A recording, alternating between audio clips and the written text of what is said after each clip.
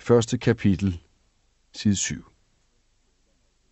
Murmansk, Kolahalvøen, Rusland. Øksen stod i zenit. Den hang lige over ham, som en stum, sort trussel ude for enden af flasken, når han som nu lagde nakken bagover og lod den klare væske strømme ned gennem sin hals.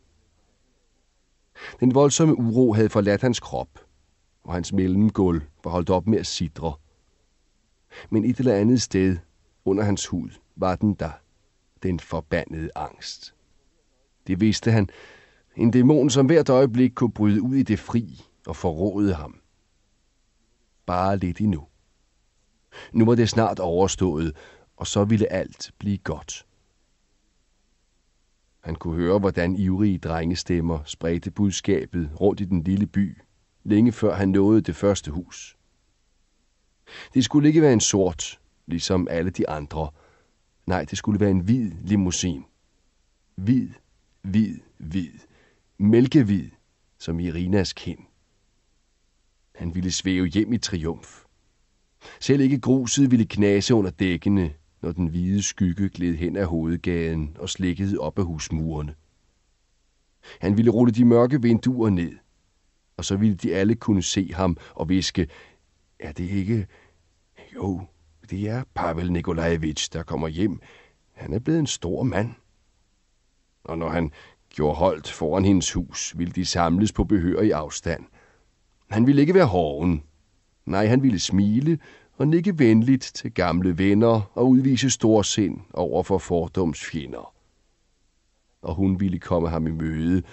Anerkendelsen ville lyse i hendes blå øjne, og hun ville række den fine hånd frem mod ham, før hun lod læberne røre ham. Han ville få Irina. Denne gang kunne hun ikke afvise ham. Det var det eneste, der var helt sikkert i verden. Øksen stod i zenit.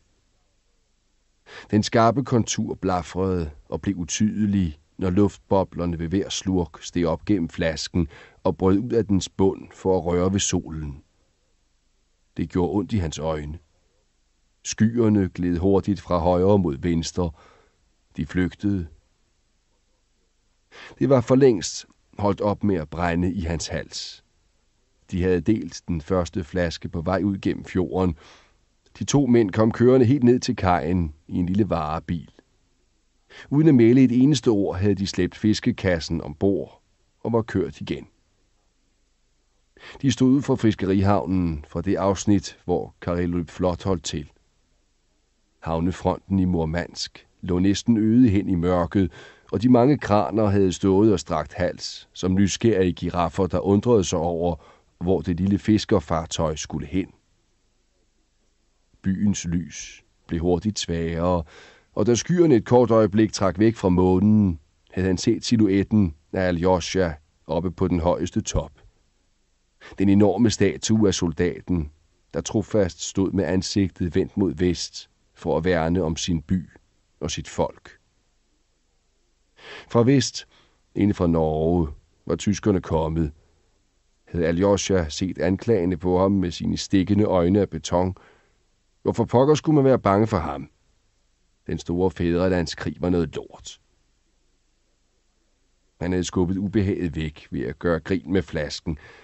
Vodkaen hed Aurora, og det røde motiv på flasken var et skib. Panserkrydseren Aurora, der havde affyret et skud og givet signal til stormen på Vinterpaladset i St. Petersborg i 1917. Han ville skide på bolsjevikker, revolutioner og verdenskrige. Historie var for de gamle.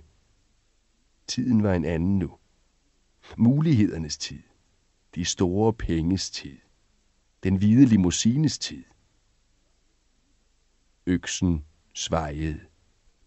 De sindssyge mågers skrig flænsede i himlen og hans trommehænder. Han rullede et par gange hen ad dækket. Han klemte øjnene i af al kraft, som om det kunne hindre lyden i at nå ind til ham.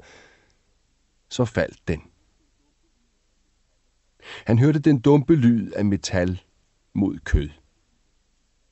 Det var alligevel ikke så slemt. Han ventede. Så faldt den på ny.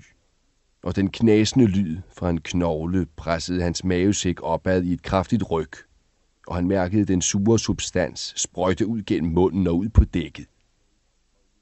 Bag ham grinede Alexei højlydt og hævede øksen igen. Han var ør i hovedet. Alting var udvisket. Dæmonen var brudt ud af hans mave. Langsomt kravlede han hen over dækket og fik sat sig op med ryggen støttet mod en fiskekasse. Han hørte Alexei hvine igen, og en stiv hånd landede pludselig i hans skød.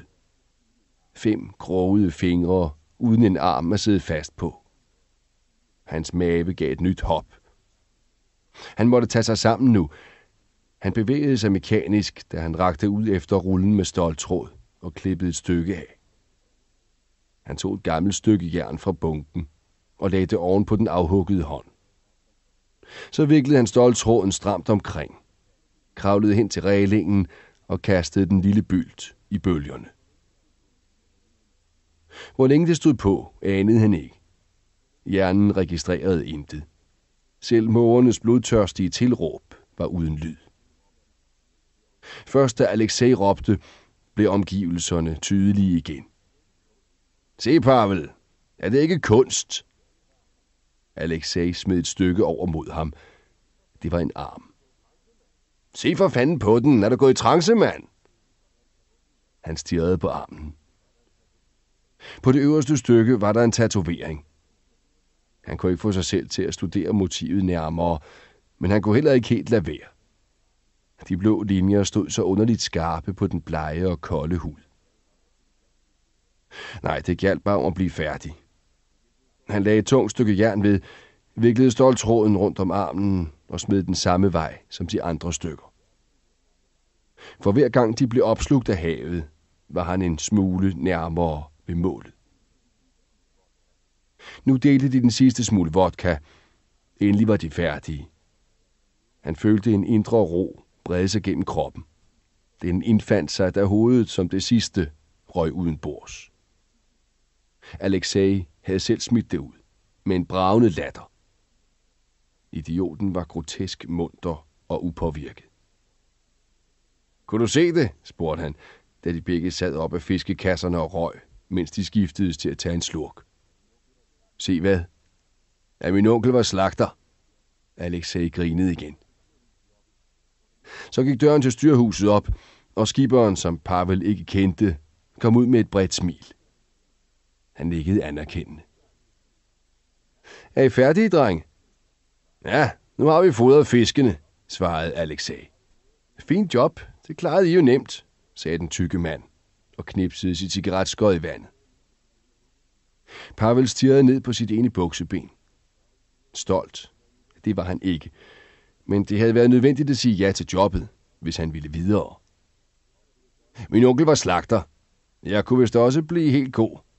Du skulle have set hovedet, da jeg... Alexei nåede ikke at fuldføre sætningen. Ordene forsvandt i et brag. Pavel kiggede chokeret op. Kiggede lige ind i mundingen af den pistol, skiperen holdt i strakt arm. Så krummedes fingeren om aftrækkeren. En måned senere. Stævnen på den lille fiskebåd skar sig fint gennem bølgerne. De var ikke særlig store herinde tæt under land. Han gav en smule mere gas, og motoren lystrede vildt. Bare rundt om den næste pynt, så var han der. Den gamle mand så sig tilbage over skulderen. Lige derinde bag ham lå landsbyen øde hen. Han kunne se for sig, hvordan hans kone rullede rundt i sengen. Måske rakte hun i søvne ud efter ham, bare lige for at mærke, om han var der. Han var så tidligt på færde, at ingen var stået op endnu. Han havde også sagt det til hende, allerede inden de gik til ro. Sagt, at han kunne mærke uroen i sin krop, og måtte tidligt ud for at rygte garnene og få dem sikkert ind. Gigten stak ham i hvert eneste led, og i aftes tog smerterne til. Han fiskede sådan lidt for sig selv, efter de unge torsk, som søgte ind på hylderne ved kysten til det rene eddegilde. Nu kunne han skimte de 6 plastikdunke, der markerede stedet, hvor han havde sat garnene dagen før. Det var den eneste formildende omstændighed ved gigten, at den fortalte ham, at nu blev det alvor. I værste fald kunne han have mistet garnene. Han kneb øjnene sammen og lod blikket granske horisonten ude over det uendelige hav. Det var herfra, truslen snart ville komme, fra nord. Godt 100 kilometer vest for ham skar den lange fjord sig ind i kysten, og byboerne derinde i Murmansk ville snart få sig en overraskelse. De ville kalde det en storm, for de vidste ikke bedre. Han grøntede og spyttede ud over rælingen. Dem inde i Murmansk, dem havde han ikke meget til overs for. Han spejdede ud over havet igen. Endnu var der ingen synlige tegn, men han vidste, hvad der var i anmarch. Det var Ryskonja, på den gamle dialekt. Stormen, der leder efter bytte. Ryskonja var det pludselige og meget voldsomme omskift i vejret, som hørte juni til. Snart kom de stærke vinde hylende ned mod dem oppe fra de arktiske egne. Stormen ville bringe Nordpolens kulde og sne med sig ned over Kolahalvøen og holde alle mennesker inden døre. Den gamle mand viklede et par pæne torsk ud af garnet og smed dem ned i kassen. Nogen var til dem selv, andre kunne de måske bytte for lidt grøntsager. Det var knappe tider nu. Sådan havde det ikke altid været. Han tænkte tilbage til den tid, hvor Sovkosjen i Dalny Zelenci var det sande billede af en statslig mønsterbedrift. Fiskeflåden var en af de rigeste på Kola. Der var glade børn alle vegne, skrål og leg. Nu var der næsten ingen unge mennesker og næsten ingen børn tilbage. De 5 gigantiske fiskerflåder i Murmansk havde kvalt alle de andre. Murman-Ryprom, Karelub-Flot, Troll-Fleet, Sevrypcholov-Flot og Sevriba. Det var deres skyld. De, der havde aktierne, trådte alt under fode. Nye tider, sagde de altid. Det begyndte med Gorbatjov.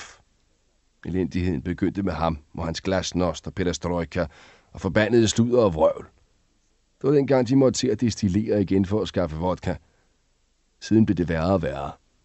Demokrati skaffede ikke brød på bordet, og han kendte i hvert fald ingen i Dalny Zelenci, der var så glade for det frie ord, at de var parate til at sulte for det. Og heller ingen, som jublede over frie grænser, for ingen havde penge til at krydse dem. Før Gorbatjov og Jeltsin havde tiden bare stået stille i landsbyen, og det var alle bedst tjent med. Der var pænt med flotte torsk i garnene. Nu manglede han bare det sidste. Så kunne han sætte kursen hjemover. Han halede ind, men stoppede så brat. Hvad var det? Der sad noget underligt fast i garnet. Noget grønligt. Han begyndte at hale ind igen, og kunne pludselig se, hvad det var. Det var en arm. En arm fra et menneske. Knoglen stak lidt frem, både ved overarmen, ved albuen og ved håndledet. Han hævde garnet ind over rælingen, rystede det lidt og rettede på nogle masker. Så faldt armen med et plump ned i bunden af båden. Den gamle fisker rynkede på næsen ved synet. Nu ville han hjem i en fart. Dagen var begyndt dårligt. Derude var Ryskonja på vej, og dernede foran ham lå et lem fra et menneske, der engang havde været levende. Nu ville han hjem.